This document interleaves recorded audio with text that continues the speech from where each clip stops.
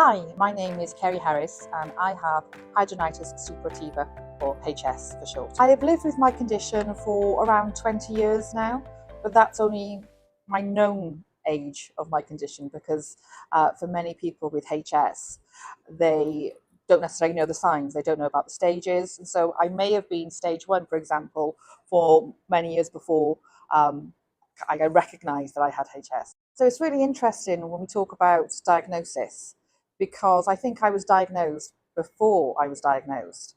So I started to experience lumps, what I thought maybe ingrown hairs at different areas of my body. And I had a number of lumps on my breast, and I currently work within the healthcare system in the UK. So I was able to access a breast test to look at that. And during that examination through the ultrasound, I was told I had multiple cysts in my breast, and that was something I needed to look at. It took a further 6 to 7 years from that point for me to actually have a conversation with my GP, where my GP took me seriously and didn't just ask me to lose weight, to actually then be referred to a dermatologist. And it was at that point that I had my official diagnosis. And so it probably took around 6, 7 years from the screening I had for breast cancer to the actual diagnosis for HS. So for me, getting my diagnosis, first of all, was relief because there was a name.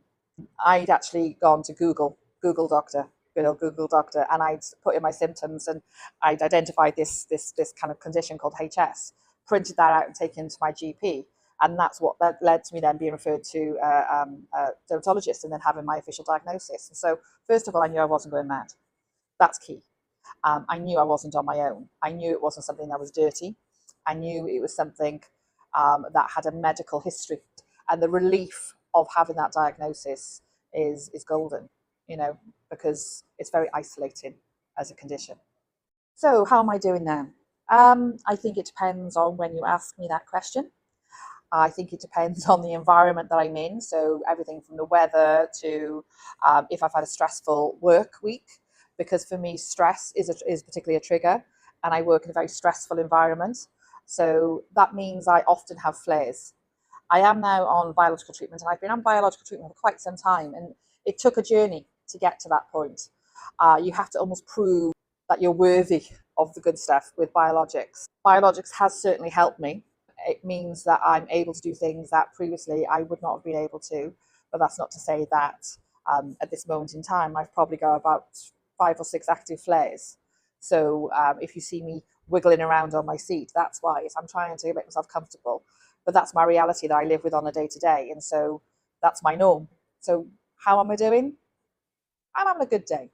The biggest challenges I actually face around HS is around self-worth. I'm 51, almost 52. And for a long period of time, I was single.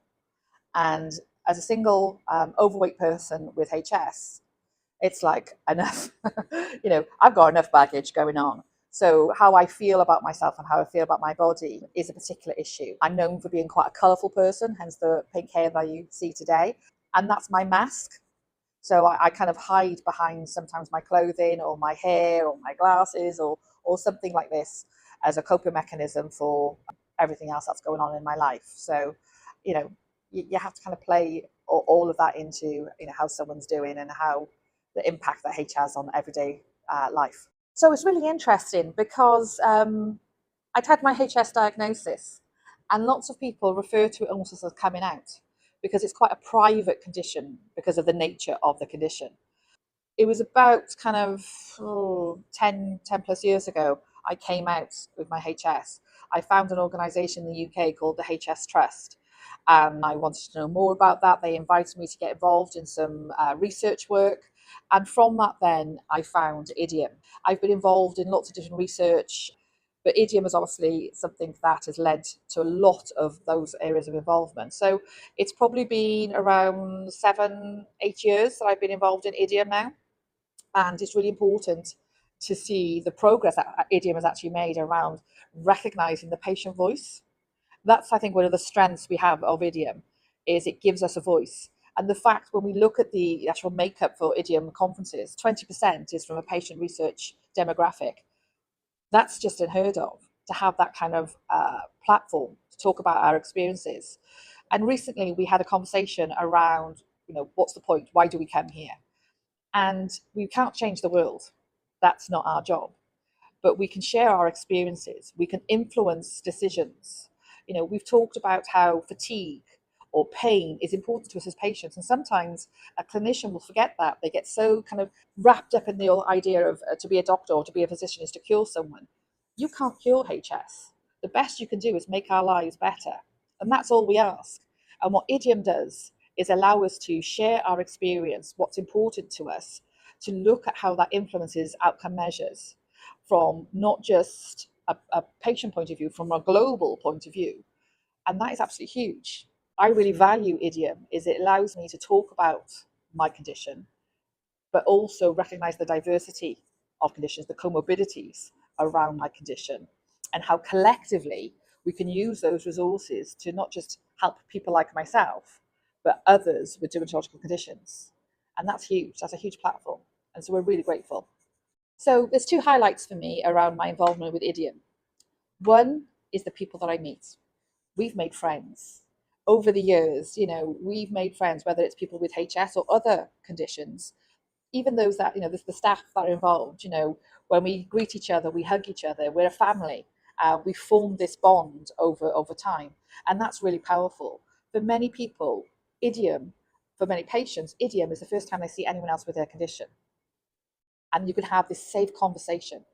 You can talk about pustules. You can talk about, outbreaks and chafing and bleeding and all these horrible things that when you talk to your friends are so meaningful and want to help you. You see the look on their face. You see the look of disgust. With HS patients, I can talk about anything, and there's no look of disgust. There's understanding. So that's one of the huge outputs. Secondly, for me, is in 2022, I came along to the conference and we had a conversation around mortality areas for HS patients. That's the first time anyone ever actually mentioned that. I'd never really thought about my mortality as a result of my condition. And that led me to then look at my diagnosis, or my diagnosis before the diagnosis, through cancer scare with breast, finding a lump. And then I started to look at the two key areas of morbidity for people with HS is cardiovascular and cancer. And so I had an opportunity to write a paper, not in a clinical way, admittedly, from a patient perspective, around what we would like to see to protect people with HS to live longer. So it's great looking at musculoskeletal areas and living pain-free. But imagine if we could live longer, if we started to look at what the issues are and that fact that there are testing processes, there's screening services available to us. And if we had a marker around our HS diagnosis, that meant that we had annual screening for cancer or for heart disease, what a difference that would make. So having an opportunity to present that kind of idea and that paper and then seeing it on the website was a huge, huge input for me. And again, thank you, IDEOM, for giving that opportunity to recognise that patient experience, and hopefully, something can come from that. The goals for me as a patient with a patient research partner within IDEOM, I guess, is to continue to use my voice, use my representation to advocate for other people, recognising that I'm just one person with HS and there's diversity within HS experience. So it's to continue to have that voice. What I'd like to see for IDEOM is to have that 20% for patient research partners increase. Dare I say, more than clinical. There's an important imbalance that we've seen historically that we have the potential to see improve. I'd like to see, when we look at outcomes and outcome measures, that we look at some of the areas that patients have raised. So again, thinking around cancer, heart disease, how can we use this platform to advocate wider for people with more diverse conditions as well. So this is kind of what I want from IDEOM is, we've done a lot in the last few years. Imagine what we could do in the future.